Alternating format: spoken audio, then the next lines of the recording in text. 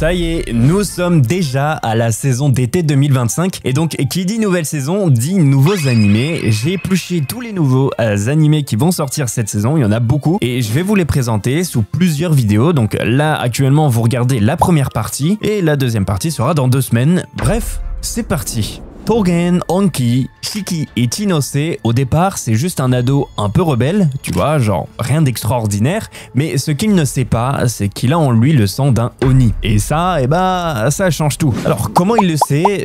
C'est assez simple, un jour, quelqu'un a tenté de l'exécuter. Toute son enfance, il a grandi sans rien savoir, mais depuis ce jour, tout a changé. C'est son beau-père qui lui annonce la nouvelle, c'est un Oni et celui qui a voulu le tuer faisait partie du clan Momotaro. Et entre les Oni et les Momotaro, c'est la guerre depuis toujours. Pas de paix, pas de trêve, ce sont 2 clans qui se battent depuis longtemps maintenant. Alors maintenant que Shinki connaît la vérité, la vraie question c'est qu'est-ce qu'il va faire? Est-ce qu'il va accepter ses origines de démon ou est-ce qu'il va chercher à changer les choses? Peut-être même réconcilier les 2 camps qui se détestent et se voient une guerre depuis vraiment des siècles maintenant, avec une DA qui est parfois assez sombre. C'est un animé qui est à surveiller. En tout cas, il sortira le 11 juillet sur une plateforme encore inconnue à ce jour où j'écris le script. Cette fois-ci, on va parler d'un film qui, sur le papier, a l'air pas mal. Il se nomme Virgin Punk. On est en 2099, l'humanité a fait un bond de fou grâce à une techno médicale, le Somadia. En gros, on peut se refaire un corps artificiel de A à Z, ce qui veut dire qu'on n'a plus de maladies, plus de blessures, ou presque du moins. Le truc, c'est que cette avancée a aussi ouvert la porte à un tout tas de dérives, hein, vous en doutez bien, parce que ces corps-là sont pas juste de la réparation, ils sont ultra puissants, bien au-dessus d'un corps humain normal en fait. Et forcément, certains en profitent pour les modifier illégalement et faire des trucs pas très nets avec en fait. Genre, le résultat, c'est une explosion vraiment flagrante des crimes liés au Somadia. Du coup, pour contrer ça, le gouvernement a mis en place un système un peu extrême, les chasseurs de primes. Des civils enregistrés qui ont le droit de traquer et même de les tuer, ces criminels qui utilisent le Somadia à des fins illégales, on va dire. En échange, que gagnent les chasseurs de primes? Comme le nom l'indique, une belle prime. Visiblement, c'est dans ce monde un peu pété et dystopique qu'on suit Shinko Hamai, une chasseuse de primes plutôt badass. Elle traque les criminels, encaisse ses primes et vit sa vie à peu près normalement, j'ai envie de dire, jusqu'au jour où elle tombe nez à nez avec son pire ennemi, un gars surnommé Monsieur Élégance. Bon, on a connu mieux comme nom, je vous l'accorde.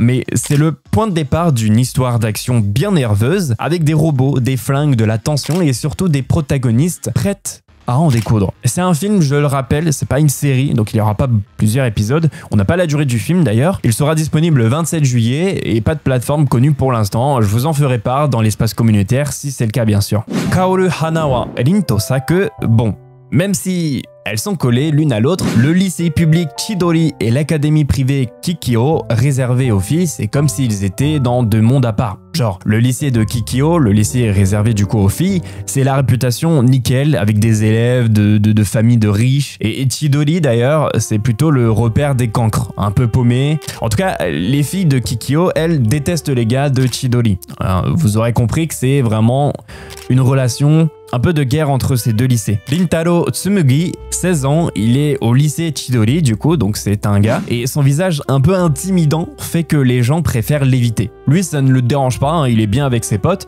Par contre, il y a un truc qu'il n'a pas encore dit à ses amis, parfois il file un coup de main dans la pâtisserie familiale, et un jour au boulot, il voit une cliente assise à une table, mais elle se barre avant qu'il ait pu lui parler. Le lendemain, il reçoit un mot d'excuse de la fille, Kaoruko Waguri, qui lui explique qu'elle n'est pas partie à cause de son regard qu'il connaît terrifiant. Au contraire, elle pense que Rintaro est quelqu'un de gentil et bien malgré son regard terrifiant. Rintaro d'ailleurs commence à avoir envie de devenir pote avec elle, sauf qu'il a un souci. Kaoruko, c'est une élève de Kikyo. Et vous l'aurez compris que les relations vont être compliquées. Vont-ils se cacher pour se fréquenter ou assumer la vérité et se fréquenter à la vue de tout le monde? Ce qui est sûr, c'est que ça va être un animé de romance assez classique, même si on a un petit délire de réputation entre les écoles, etc. Bref, à voir, on ne sait pas. Tout ce que je sais, c'est qu'il sortira le 5 juillet Et cette fois-ci, on a une plateforme de streaming, c'est sur Netflix. Voilà.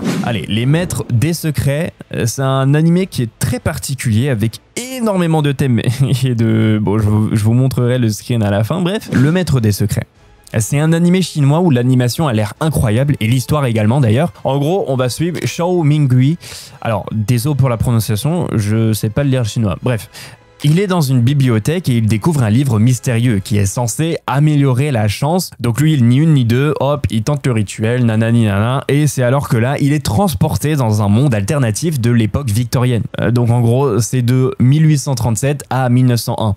Il est donc projeté dans la peau de Klein Moretti et dès le réveil, il a... Vraiment, c'est le bad total, hein. Il a une énorme plaie sur la tempe, une balle de revolver par terre et un carnet ouvert avec écrit « Nous allons tous mourir ». Bon, j'avoue, j'ai connu mieux comme réveil, hein, tout de même. Est-ce que le personnage dans lequel il vient de se réincarner vient de se suicider? En tout cas, c'est une possibilité, hein, vu les indices qu'on a. Est-ce qu'il ne connaîtrait pas un secret trop gros qu'il n'aurait pas dû connaître et du coup ce qui lui a poussé à se suicider?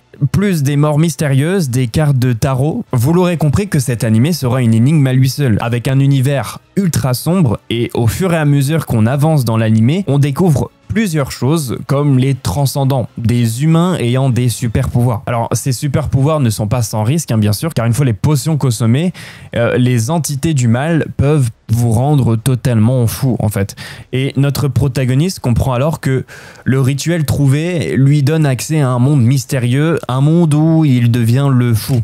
La figure du tarot au potentiel illimité. Une histoire vraiment prenante et en même temps on comprend pas grand chose, donc hâte de voir avec une DA vraiment très sombre et je n'ai jamais vu d'animé avec autant de genres et de thèmes. Genre regardez-moi ça, vraiment c'est effrayant. En tout cas il sort en juillet, voilà, on n'a pas plus d'infos à l'heure actuelle où j'écris le script bien sûr et je ne pense pas qu'il y aura de site de streaming officiel en France pour cet animé, à voir, après je peux me tromper. Il y a Link Clink par exemple qui est sur Crunchyroll je crois et qui est quand même un animé chinois ou To Be Hero X, un truc comme ça, donc c'est possible qu'il soit sur Crunchyroll, on sait jamais.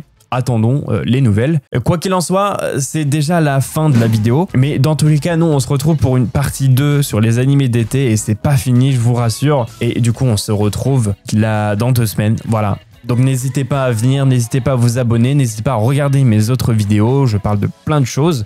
Et voilà. En tout cas, merci d'avoir regardé la vidéo. Sur ce, on se dit à dans 2 semaines. Salut, salut!